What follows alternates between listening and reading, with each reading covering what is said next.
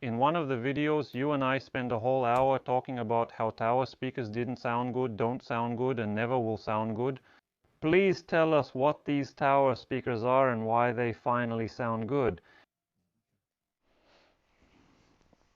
Let's begin with the most interesting part. This is a well-known and very common acoustic design, a quarter wave resonator.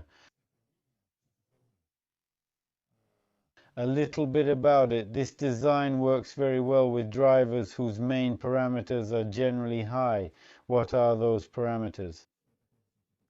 These are high Q factor, high resonance frequency, and large equivalent volume. So to make these drivers work, a quarter wave enclosure handles this easily without any problems, and you can get a pretty low resonance frequency. It's usually lower than the speaker's resonance frequency. Well, it's not that simple.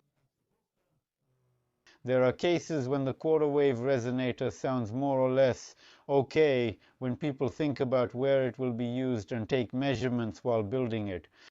But as a rule, things usually turn out a little differently. The main problem we have with the quarter wave resonator is that, first of all, it works with very long labyrinths. Yes, that is, its low tuning frequency forces us to make the labyrinth longer, which in turn usually has a negative effect on the transient response of the loudspeakers. So this labyrinth should stop after the impulse and then be ready to receive the next impulse. It's not that simple. It's very hard for it to stop, right? So the second problem is that even though the amplitude frequency response from this resonator might seem pretty smooth, in the end we still have an anti-resonance there. So everything we've tuned is good, but usually things aren't that simple because anti-resonance is present there. It's much higher and it's going to significantly eat up the mid-bass in the room. That's it. That's how long resonance systems work. Moving on. So it also produces a lot of mid-frequency noise when we use our favorite full-range driver, let's say the 32nd or the 28th. So what do we get? We get a lot of mids coming out of there, which starts to blur the soundstage for us. Because a classic quarter wave resonator is directed forward, that's it. So these problems somewhat limit its use, plus if we want to place it against the wall, there are some other nuances as well. It doesn't have the option to be adjusted more or less properly.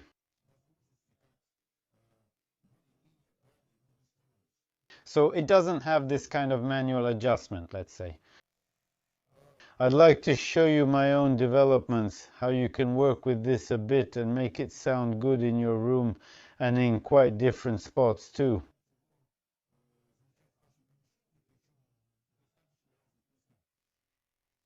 So the design is also a regular quarter wave resonator.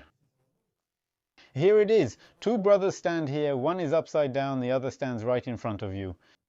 But here, the quarter wave resonator is tuned to the speaker's resonant frequency. That is, it's 60 Hertz, if anyone remembers the resonant frequency. The labyrinth is tuned to this frequency. That's about 1.5 meters for a quarter wave resonance. Moving on. This is basically a classic quarter wave resonator, which implies two resonances.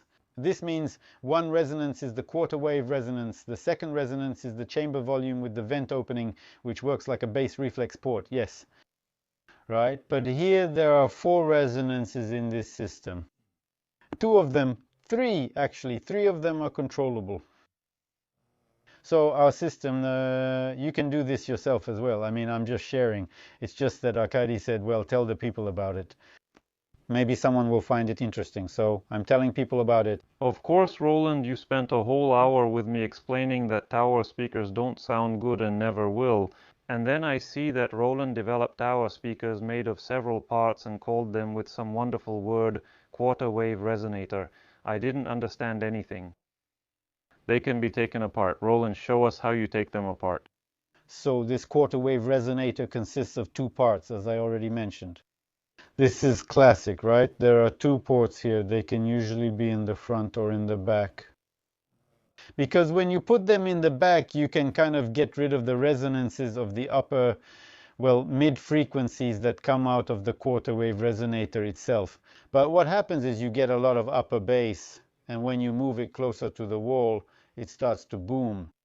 Right here, we're fighting against that. So we have a classic quarter wave resonator tuned only to the resonant frequency of the driver, not lower. Next, here we have the area of the driver, two output ports. Why two? You'll understand later. And also a double resonator. This is just a simple volume. When the volume is closed and there are openings, it creates resonance. There you go. But this is, let's say, a damped bass reflex. We can call it that. Because its purpose is to provide damping and let us retune it across a pretty wide range. In short, you can adjust it for the room. So what's happening here? We have it on video right now. I'll show you. Arkady is making the video. So I'll show you how to spot it. These are all close-up shots right next to the cone and right next to the opening. So everything was done up close. Not from afar, but up close. This shows the driver's frequency response. The red one is ours, right? Here. Since it's up close, it doesn't matter at all. We're interested in everything below 500 Hertz. There, the vertical grid divisions are 3 decibels each. Here we have the 60 Hertz setting. So, and here's what we get from the resonator. This resonator is tuned very well, although there are practically no absorbers in it, just a little damping material where it's needed. That's all. How a quarter wave enclosure is classically tuned. There, next. So if we now put this structure on top, right?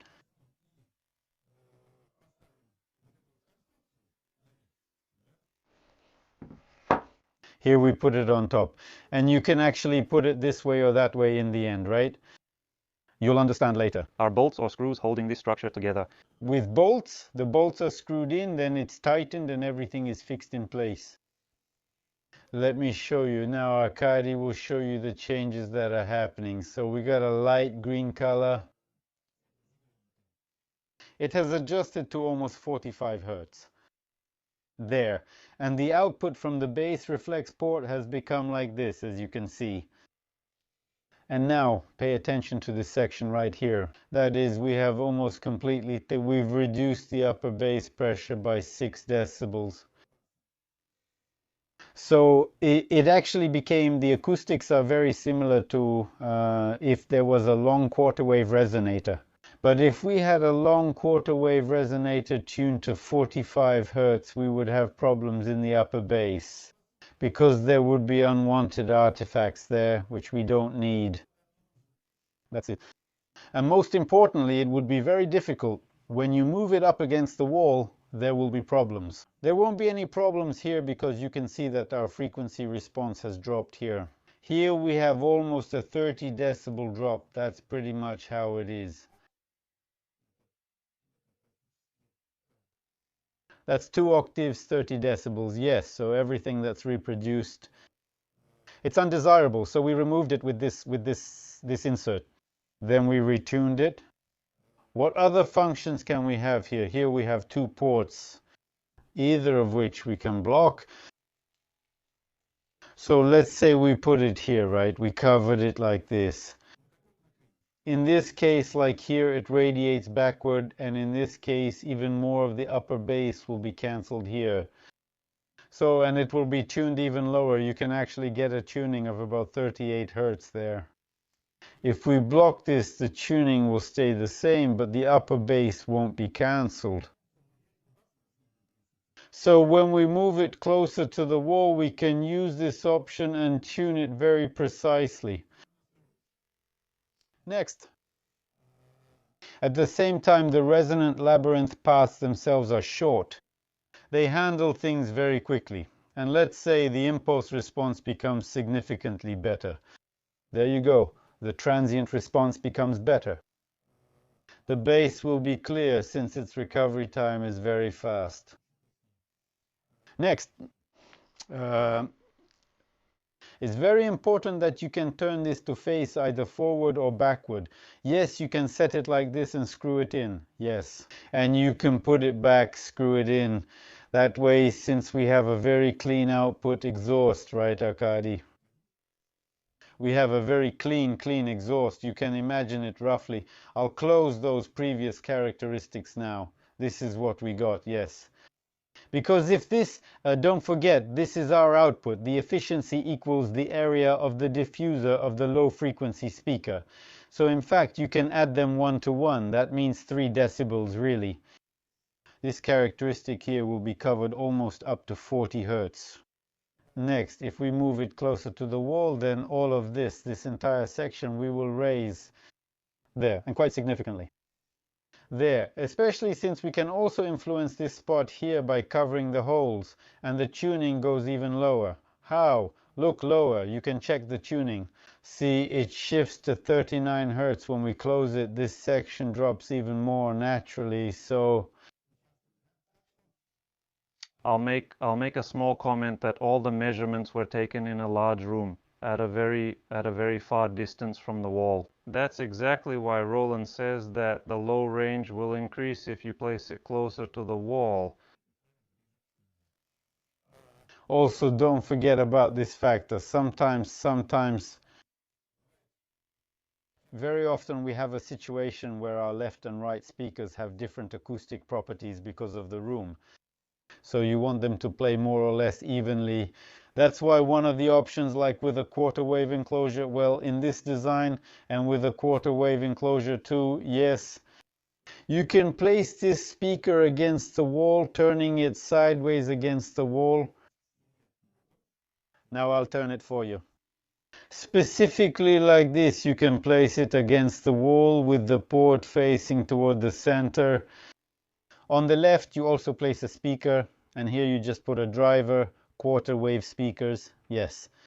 So what do you get then? You get that the low frequency output needs to be placed as close as possible. And then in terms of their properties, they will be very comparable, right? And this is placed right up against the wall. There you go. And you feel happy when you finally get that booming sound. It's such a joy. Just make sure you learn how to equalize all of this. There you go. And as a result, your dynamic range will increase dramatically. With small drivers, you'll have excellent bass, fast bass, and you'll manage both the left and right speakers because you'll have a low frequency sound wave forming between the speakers right here. It's elastic, right? And it will go straight from the wall to you. Wishing everyone happiness. Guys, please leave your questions in the comments. This was Arkady Zenin from Premium Hi-Fi and Roland from Reflector Audio.